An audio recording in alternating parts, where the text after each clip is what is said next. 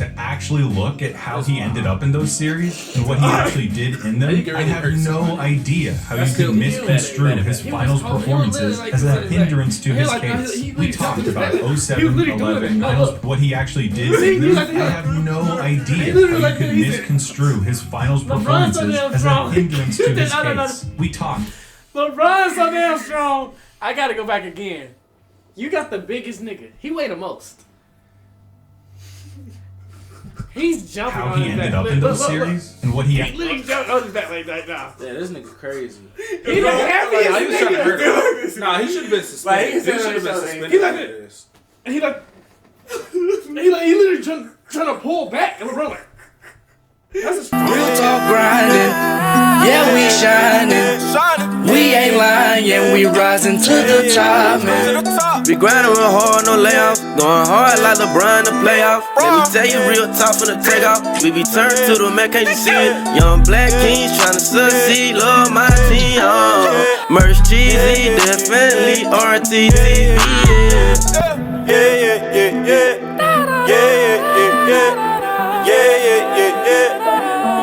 Real Talk TV. We stay the same, we stay the same, we stay the same. Real Talk TV. We ain't gon' change, you ain't gon' change, you ain't gon' change. Real Talk TV. It's part of the game, it's part of the game, it's part of the game. Real Talk TV. Good YouTube, it's Real Talk TV. Man, we back with another banger, man. Y'all, this is LeBron James making the case. I know we did a Jordan versus LeBron the last video, so this is making the case for LeBron James as the greatest of all time, man. Let's get it. Basketball is special.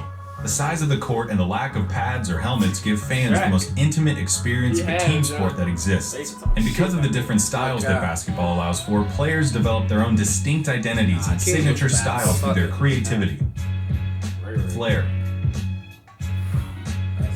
and athleticism.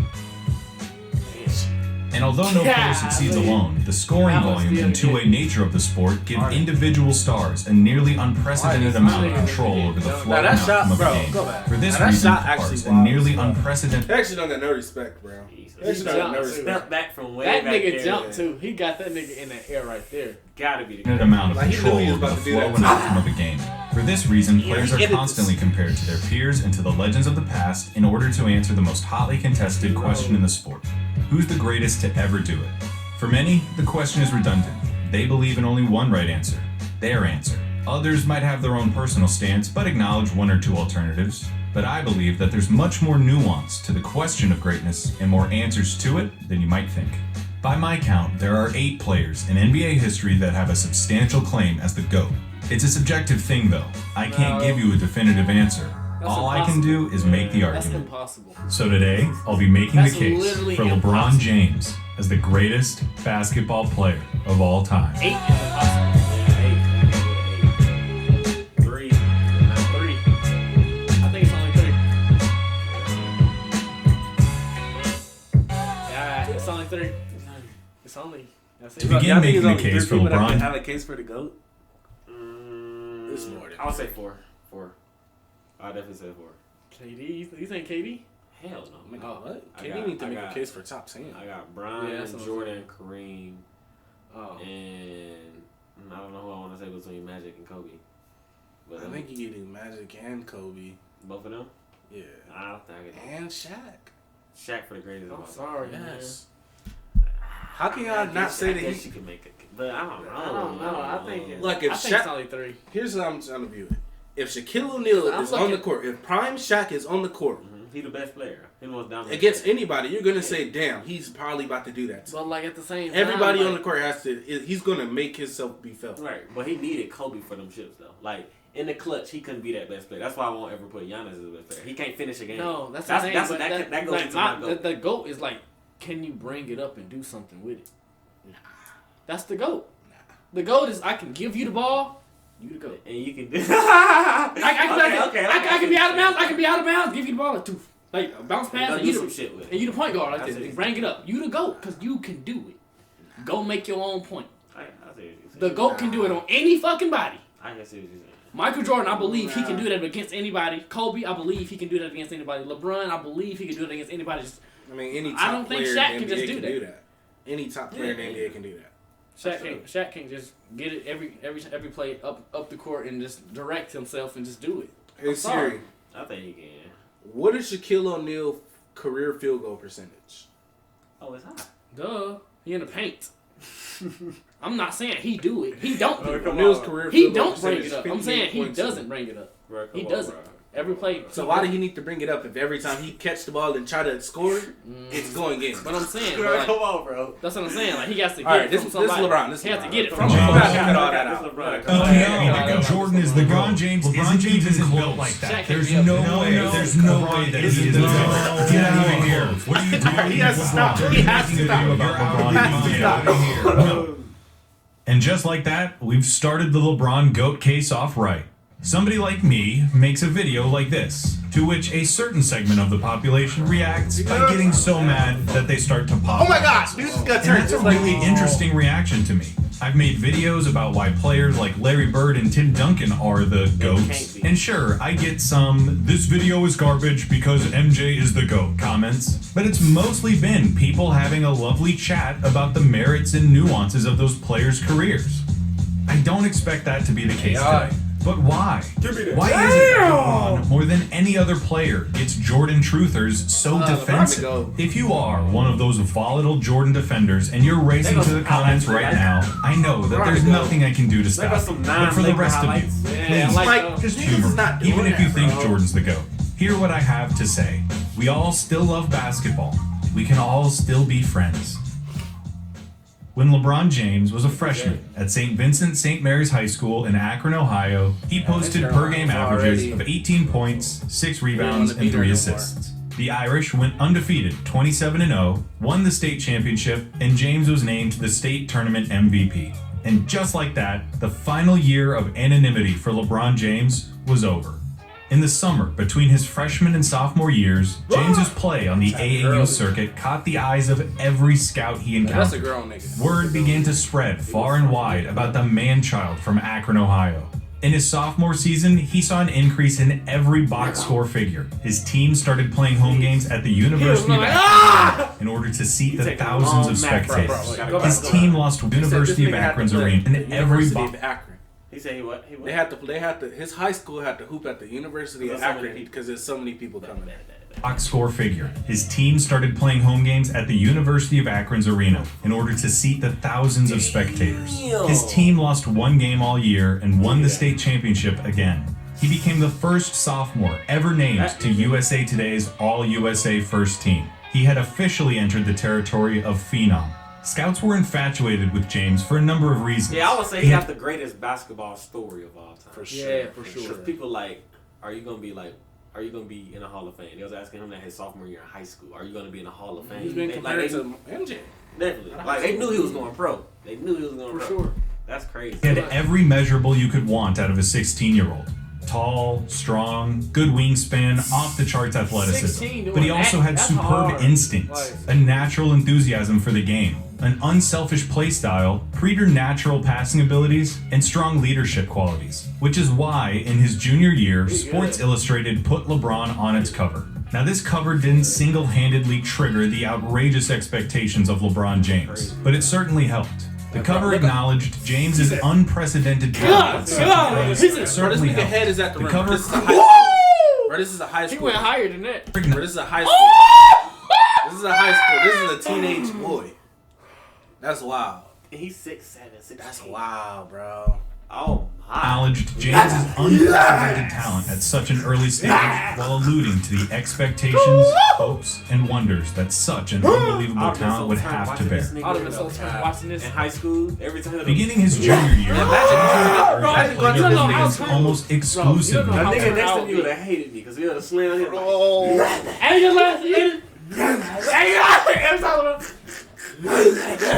Every time. Beginning his junior year, James and the Irish would play their home games almost exclusively at the University of Akron's arena. ESPN2 began broadcasting their matchups to the country. That's a high school game. Look at all them people there. Oh my goodness.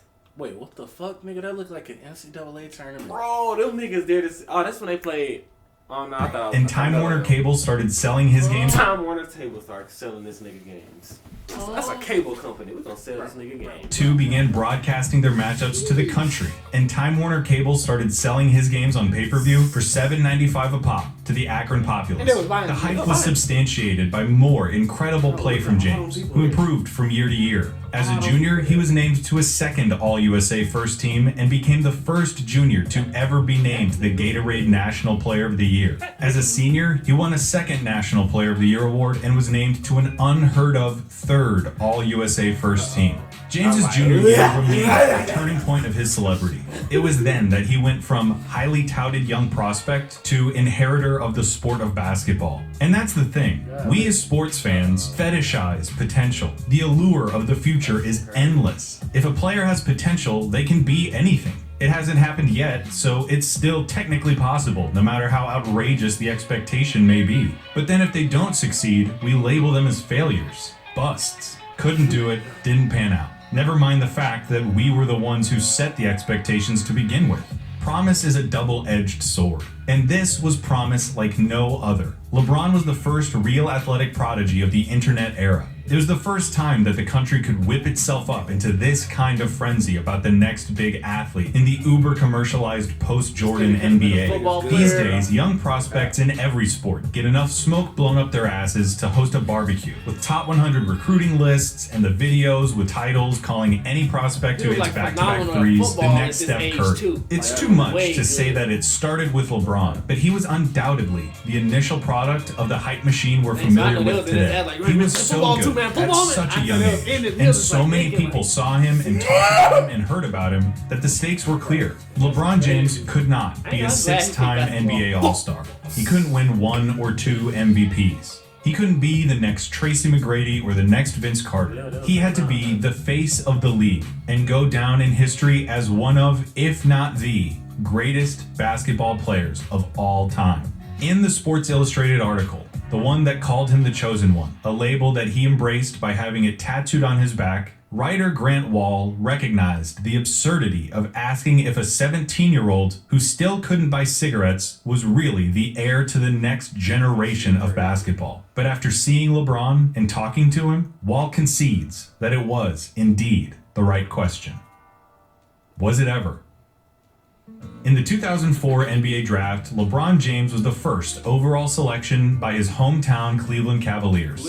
He was selected ahead of college standout Chris Bosh, Dwayne Wade, who had just led Marquette to the Final Four and was named an All-American, college basketball's Player of the Year TJ Ford, and Carmelo Anthony, who had just led Syracuse to an NCAA championship. LeBron, out of high school, went ahead of all of them, with the weight of a franchise, a city, and perhaps a league on his 18-year-old shoulders. As the most anticipated basketball player since Lou Alcindor, LeBron James could not falter. What if he'd failed? What if the $100 million shoe deals and the celebrity and the fame had been too much too soon? And honestly, how wasn't it? How did LeBron not mess it all up? I don't know. And I'd be remiss if I didn't mention the incredible things that he's done since with his platform as the country's most famous athlete. He spurred and advocated social change, especially in the realm of civil rights, from Trayvon Martin's shooting to the Black Lives Matter movement. He has been an indispensable source of goodwill and good fortune for his community. He's been the most important focal point in the era of player empowerment in the NBA. He didn't just defy the odds by not becoming a complete nutcase. He has leveraged his position, set an incredible example, and has been one of the best role models that any child or parent could ever ask for. He's still playing, which means that all of these accolades are subject to change, and likely will. But the only assumptions I'll be making are that LeBron finished within at least the top 5 of MVP voting this year and made first team All-NBA, which means he has been named to 13 All-NBA first teams and 16 total All-NBA teams. Both records demonstrating his unbelievably prolonged reign over the NBA teams. Both records demonstrating his unbelievably prolonged reign over the sport. He's won 4 MVPs in 5 years, a feat only matched by Bill Russell, and finished in the top 5 of MVP voting in all but 3 of his 17 seasons. He's been selected to 16 All-Star games, 6 All-Defensive teams and seasons. He's been selected to 16 All-Star games, Golly. What? That nigga monkey. He went up higher, too. Sheesh. That's cool. Oh, my. That's 2 hands. 6 all-defensive teams and stands at or near the top of them in All-Star games. 6 all-defensive teams and stands at or near the top of multiple all-time statistical leaderboards that demonstrate his all-around proficiency from playoff points scored to career assists. He has achieved such a universal and unique statistical position for a number of reasons. Namely among them, LeBron James is the best basketball player of all time. Get in the holiday spirit. Oh my. And pick up specially marked boxes Wow, of checks a bad man. You're a bad man. We should have gone with NJM. Love ads. When James Naismith nailed a peach basket to a wall in a gym in Massachusetts, there was no way he could have ever imagined the game as it is today. And there is no way, not in his wildest ever imagined the game as it is today. And there is no way, not in his wildest dreams, that he could have ever imagined an athlete like LeBron.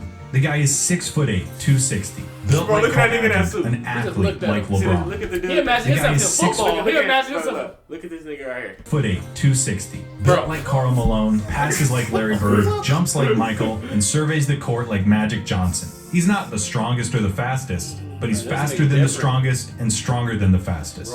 He has a cocktail of cerebral perception and hand-eye coordination that has made him one of I ain't never seen nobody that can pass. He has a 7-foot wingspan, a lightning-quick first step, supernatural anticipation, and an IQ on both ends of the court that comes from the brain of basketball's Da Vinci. It would be enough if LeBron had just built a name and career for himself thanks to his prodigious natural talents. But he worked diligently year in and year out to improve himself as a basketball player. He received criticism for not using his Herculean frame to lock down opponents. And so he became a lethal defender and was twice the runner-up for Defensive Player of the Year. That's all when they say he was a bad defender. You can't say that. You contradict him. James' lack of post-game by assigning him smaller, quicker defenders. He spent the summer with Hakeem Olajuwon and became a back-down bully. To better space the floor and accommodate the modern style of basketball, he needed to improve his streaky jump shot. He became a master of efficiency and at his best was a 40% three-point shooter. There is no aspect of basketball that LeBron James is not superb at. It's a silly hypothetical, but I think it serves my point to say that a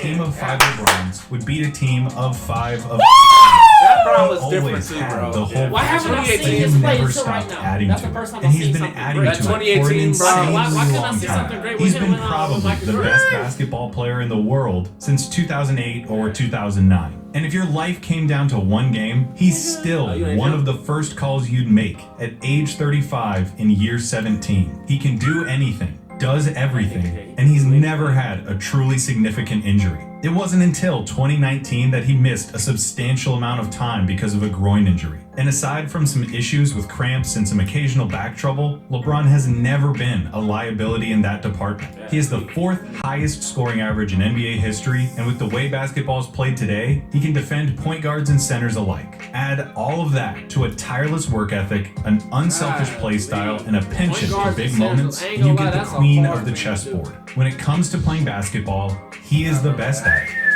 Hold on, I think I hear something. It's the sound of Skip Bayless's acolytes losing their shit in my comment section.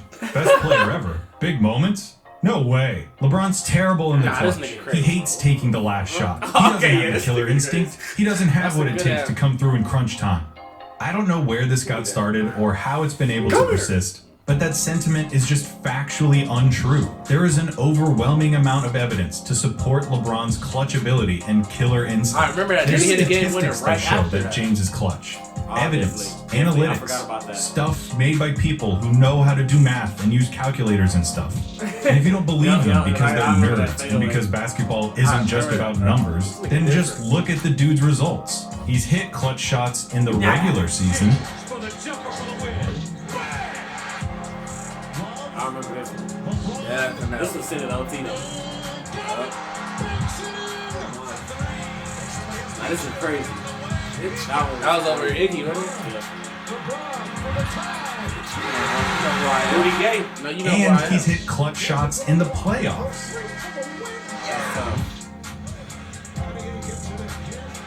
I remember that. Oh yeah, I remember that one. I remember that. Under 3 seconds to go. I remember that one. I remember this one.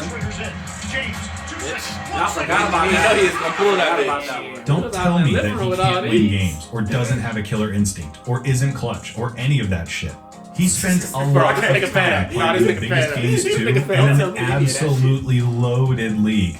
In the playoffs, he has faced Gilbert Arenas, Chauncey Billups, Tim Duncan, Tony Parker, Manu Ginobili, Kawhi Leonard, James Harden, Russell Westbrook, Kevin Durant, Ray Allen, Paul Pierce, Kevin Garnett, Dirk Nowitzki, Dwight Howard, Derrick Rose, Al Horford and Paul Millsap, Steph Curry, Klay Thompson, Draymond Green, DeMar DeRozan and Kyle Lowry, Paul George, Victor Oladipo, Damian Lillard, and so on. And the players he's faced haven't just been eye-popping. He's lined up against some of the vaunted teams and franchises in NBA lore. He played the Spurs, the most successful post-Jordan franchise in basketball, 3 times in the finals. And then he faces the Warriors in 4 straight finals. Meanwhile, LeBron's teams always seem to be overachievers. In his first 7 seasons in Cleveland, his best teammate by a mile was Mo Williams. Besides the Pistons. One-time All-Star. Like, he don't got no nigga that the Cavs front office can't be faulted for not trying to get LeBron help, but they certainly deserve some criticism for failing to. They said he was the team. Like, he was the team going every year. All right. So what team? What team? They was all trying to build a team to beat him. Yeah, they said it wasn't no team. He was the team. Yeah, that's what I'm saying. Like, they was all trying to build a team, just like the Warriors. Like, they said, like, say the Warriors was still the Warriors right now, and they kept beating everybody. It was just like that. But the thing is, like, the Warriors didn't win. They keep losing. They was just like the Warriors. But the Warriors have multiple rivalries for real though. Nah, they got one. Who, LeBron? Cleveland is doing pretty much alright. But the thing is, like, the Warriors should have been beating everybody. The thing is, they didn't do what the Bulls did. The Warriors would beating everybody. But I'm saying, like, they didn't keep winning. But they didn't do what they did. They got 4 rings. The Warriors got 4 rings. Like, okay, they did do that. But I'm saying, like, not like kept going like Michael Jordan and them did. Yeah, they was like that. They didn't 3-peat. Yeah, that's true. There's multiple teams back then that were like had a crazy run. Like, what you mean, Lakers, Celtics, Pistons. Okay. Yeah, Lakers and Celtics was like they were rivals for a long time. That's true. Yeah, I mean, he was just the final one. The Bulls was just the final one. Because you gotta realize it. You either gonna have one great player always gonna keep going, or you gonna have one great team. The Celtics was a great team with Ray Allen, Rondo. The Lakers had one nigga, Kobe Bryant, taking Lamar Odom, Paul Gasol every single year. Okay, yeah. And that's why you're either gonna have one good nigga taking, or you're gonna have one good team. Michael Jordan had a good team, and he was the good nigga. And he was exactly. So that's why they 3-peated. Okay, yeah. So okay. So all 3 of the GOATs had 3 different things. Definitely. Okay. Like if you replace Ray Allen with Kobe Bryant on that Celtics team. Oh, they win every single year. Every single year. Yeah, for sure. Oh yeah, that's true. Oh yeah, that's true. To actually get him help. Anderson Varejao, Zydrunas Ilgauskas, Larry Hughes, Drew Gooden, Eric Snow, Old Shaq, Ben Wallace's corpse. None of them were really bona fide quality contributors who, in the roles they were supposed to fill, could compete and win a championship against the Spurs or the Celtics. The Cavs' entire philosophy against the Spurs or the Celtics. The Cavs' entire philosophy during his first stint in the land was, he's so damn good, we'll just bank on him putting up ungodly numbers and carrying us was the Cavs' entire philosophy. Okay, he's so damn good. We're just gonna bank on him putting up godly numbers. He'll figure it out. First stint in the land was, he's so damn good, we'll just bank on him putting up ungodly numbers and carrying us to a win every single night. But look how which he usually somehow did. And when he left, look at how the Cavs floundered. From a league high 61 wins to 19, the second worst record in the league. Nothing exemplified the plight of LeBron more than Game 5 of the 2007 Eastern Conference Finals. With the series tied at 2 games apiece, LeBron and the Cavs were trying to pull off an upset against the former champion Detroit Pistons nucleus on their home court. With around 3 minutes remaining in the 4th quarter and the Cavs down 7, LeBron got fouled on a drive, and so began one of the most impressive stretches of basketball ever played in any series by any player. To say that James, at age 22, proceeded to take over the game feels like an undersell. He scored 29 of the Cavs' final 30 points, including 25 in a row. He was transcendent, finishing with 48 points after 2 overtimes in a row. He was transcendent, finishing with 48 points after 2 overtimes and the game-winning run. It was a performance for the ages, but it was also almost entirely necessary. When the Cavs played the Spurs in the finals that year, they lost because a 22-year-old LeBron couldn't beat the Pop, Parker, Manu, Duncan Spurs by himself. Shame on him. So is there any surprise that he wanted to go to a real team like Miami, where he didn't have to do everything? And make no mistake, it's not like he didn't still have his Atlas moments with the Heat. Game 6 of the 2012 Eastern Conference Finals. The Heat are down 3-2, coming off of the decision in the 2011 Finals. LeBron and the Heat were under as big of a magnifying glass as you can get. In Boston, the Celtics had the chance to send the LeBron Wade Heat out by the historic Lakers. He's like, he's like, shit, I was in his fucking this catastrophic failure. But then LeBron put on. Wait, what that? Oh shit! That means somebody finna get fucked up. Like he not happy. That's not a happy. Like when that LeBron, when he lift his eyes up, somebody is in trouble. Yeah, somebody's in trouble. It looks like it's Paul Pierce. This phase and picked the Celtics apart. He had 30 points in the first half. In classic LeBron fashion, he was everywhere doing everything. He sucked the oxygen out of the arena and never gave it back. Coming through with an 30 in the first half. They said he sucked the oxygen out the arena and then he never gave it back. Sucked the oxygen out of the arena and never gave it back. Coming through with an all-time performance in maybe the most important game of his career. 2013 Finals, Games 6 and 7, leading the fourth quarter charge in Game 6, hitting a crucial 3 with 20 seconds left to set up Ray Allen's legendary shot. Oh yeah, they're talking LeBron James. They're talking LeBron James. 37-12-4, plus the series icing jumper in Game 7. Wow, like I'm not switching. Talking LeBron. Nigga, I said don't switch. Double. Nigga, I said don't switch. You gotta bring 2 on me.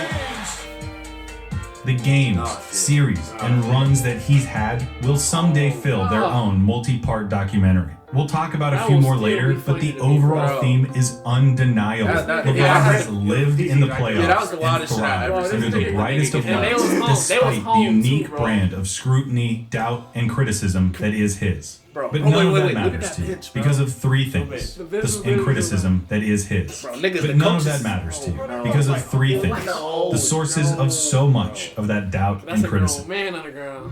He got kids. He got kids. That nigga got kids. Yeah, he got kids. That's a grown man. That's a grown man. Introducing the new blackened chicken sandwich. No breading, all flavor. 2010 Eastern Conference Semifinals, the decision, and the 2011 Finals. All 3 events happened within the span of about 400 days. It started with the second round of the 2010 playoffs, Boston versus Cleveland. Despite having the best record in the league, the Cavs lost in 6 to the Pierce, KG, Ray Allen Celtics. LeBron's numbers look okay, but if you remember watching at the time, or you go back now and watch, you can tell that LeBron's just not there. He's checked out. No aggression, no urgency, stretches of total detachment. He was a no-show. And no one still knows definitively why, but salacious rumors persist that you can look up for yourself. Whatever the reason, the loss amped the noise around LeBron up to new levels. He can't do it. He doesn't have it. The basketball world prepared itself for one of the most consequential free agent decisions ever. What they got was the decision. A 1-hour nationally televised special. LeBron was going to announce his decision on live TV. How could this go wrong? The answer to the question everybody wants to know. LeBron, what's your decision? In this fall, man, it's very tough. In this fall, I'm going to take my talents to South Beach and join the Miami Heat. The best basketball player in the world. He's just gonna say it with a straight face. I think he's in America, live on television to join the super team with Dwayne Wade and Chris Bosh. He had quit on Cleveland in the playoffs and followed it up with the mother of all backstabs. The decision remains perhaps the single meanest thing an athlete has ever done to their franchise. It was mindless, shallow, insulting, and egotistical in a profound way. LeBron quickly went from one of the most popular and celebrated athletes in the country to its most hated. Cavs owner Dan Gilbert published an infamous letter tearing James apart. Fans burned his jersey in the streets. Conversations about how LeBron was wired and whether he could be the guy flooded the airwaves. But the funny thing was, I don't think anyone really faulted him for wanting out of Cleveland. It was clear that he didn't get the help that a superstar needs in order to capitalize on their talents. The criticism was first and foremost with the execution, doing it in a self-aggrandizing live TV special. The criticism quickly turned into nonsensical, inane cliches and false narratives. The same LeBron that was getting praised for his ability to cultivate camaraderie and success on abhorrent teams was now being criticized for not making his teammates fear him, whatever that means. Was the decision the dumbest thing LeBron could have done? Yes. Was the decision the dumbest thing LeBron could have done? Bro, that was literally a perfect pass. That was a down the way. Look at his foot. Like, that's literally diagonal, like, right there. He's not even looking right now. Definitely. He's looking at the ball trying to get it. Definitely. Decision the dumbest thing LeBron could have done? There's no way he just grabbed it and it was it a knife in the back of the community that had supported him as he ascended from chosen one to superstar? Yes. Was most of this criticism of his mental makeup and desire to win baseless and spiteful? Right now. Also, yes. But it probably didn't feel that way for a lot of NBA fans at the time. They hated him. He had quit on and betrayed his team. So when the Heat lost the 2011 finals, the hate boners raged in full force. And the Heat didn't just lose because the Mavs were better. They lost because LeBron choked. His scoring average plummeted to 17 points a game, down from 26 during the regular season. And of those 17 points a game, only 3 came during the fourth quarter, which is especially damning considering how tight the series was. James turned himself into public enemy number 1, promised a jewelry box's worth of rings, and when the world was watching, completely flopped. There are no excuses. I can't tell you actually LeBron played really well, or that his team let him down. He sucked, he let them down, and they lost. It's a fact. Should it define him forever? No.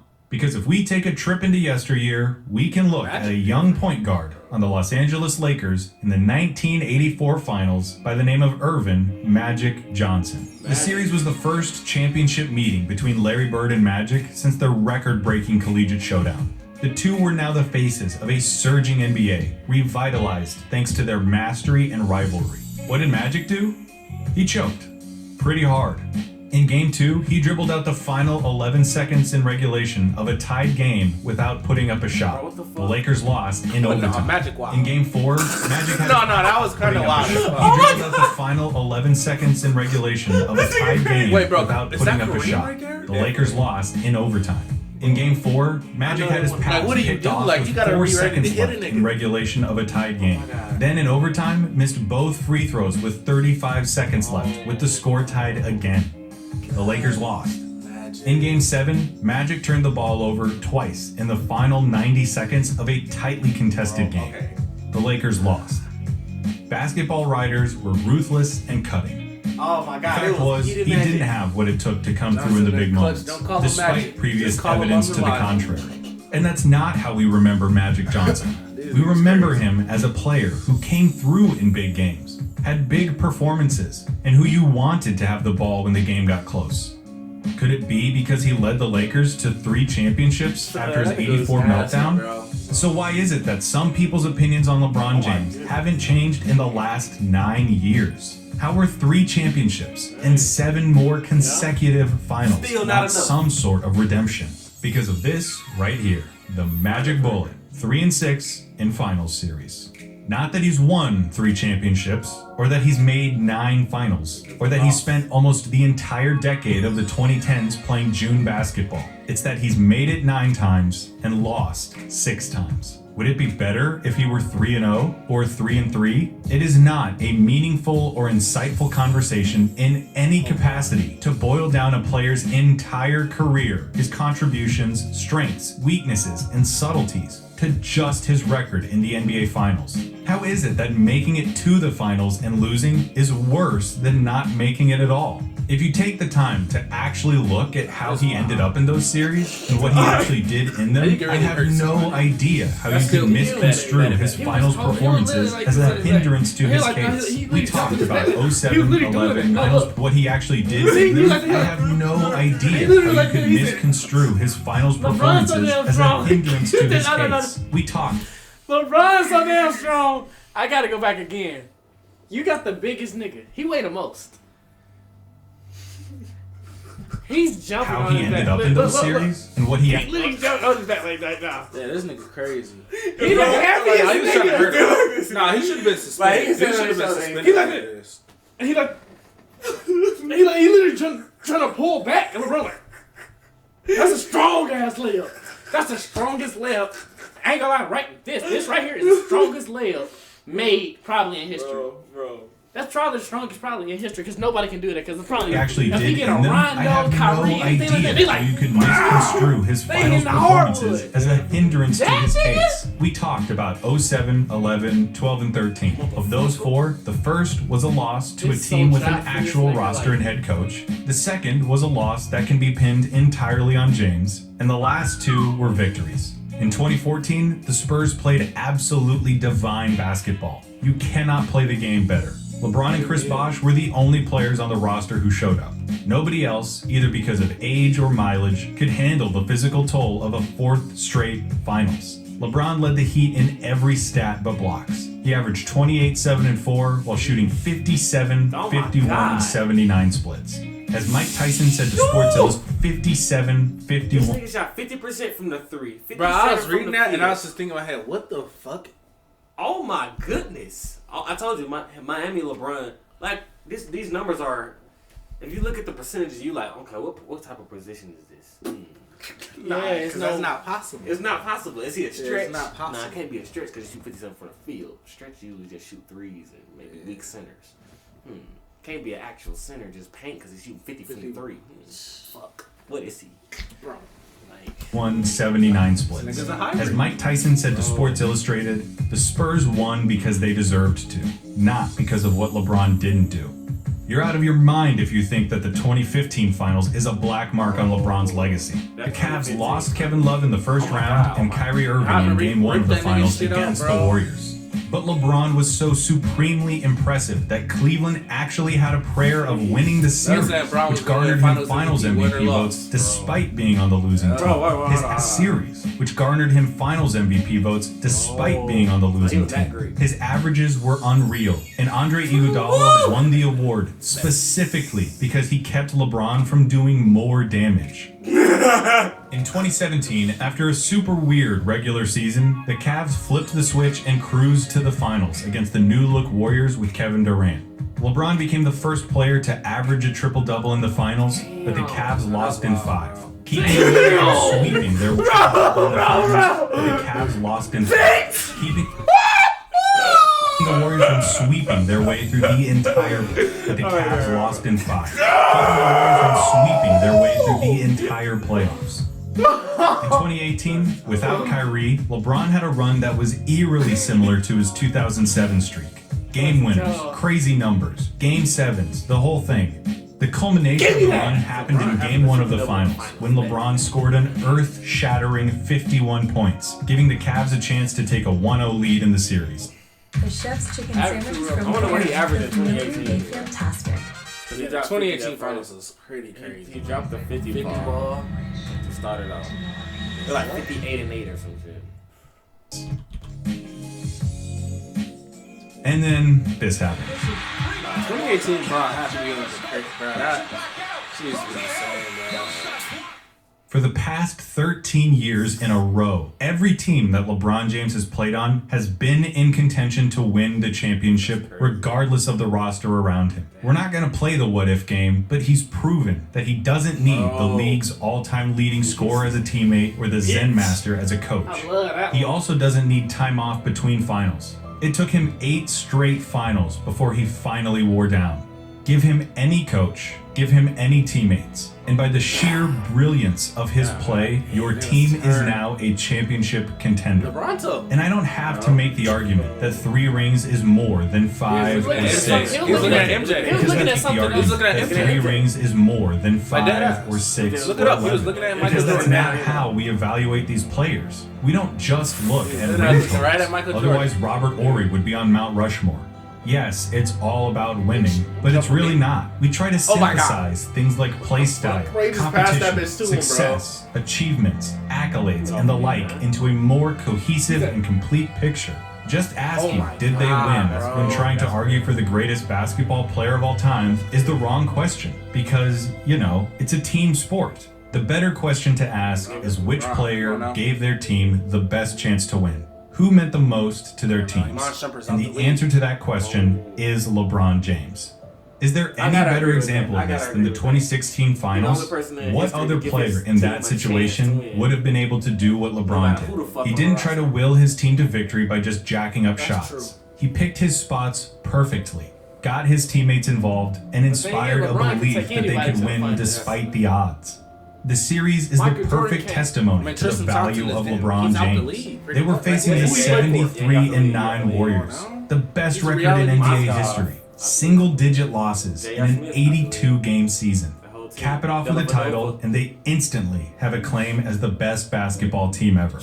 And after the first 4 games of the series, they have a 3-1 lead. No team in that position had ever lost.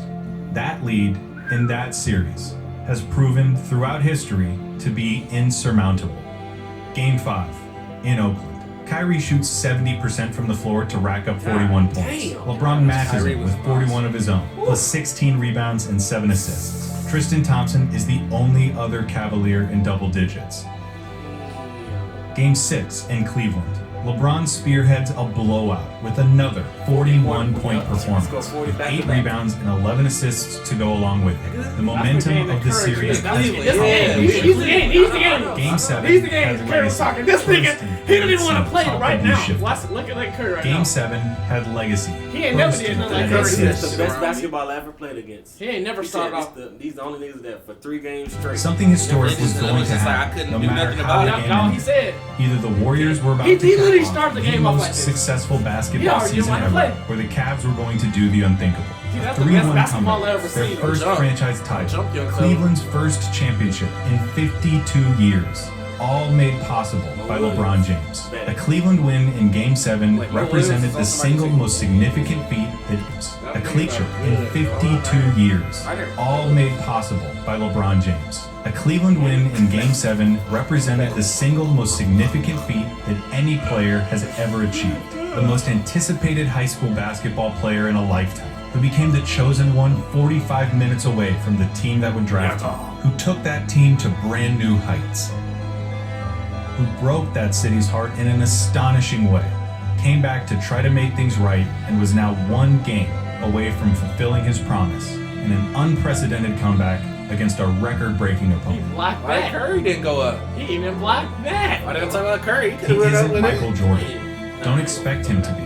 He's not Magic Johnson either. He's not Larry Bird or Bill Russell or Wilt Chamberlain. He's LeBron James, the most valuable basketball player ever. The most complete basketball player who's ever I can lived. say that. He's the most valuable ever. The greatest basketball player of all time. Definitely the MVP. Oh my.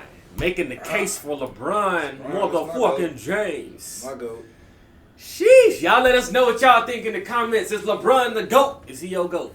Definitely. LeBron, Jordan, Bird, Duncan, Kobe, Kareem, Magic, Shaq. Is he the GOAT?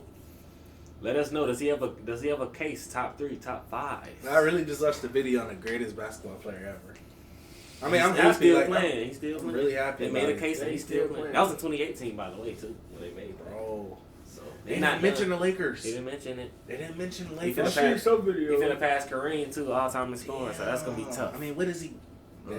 Y'all let us know though what y'all think about that. Making the case LeBron James. Make sure y'all subscribe to the channel if y'all new. We're going straight to the top with it, man. Let's get it. It's Real Talk TV.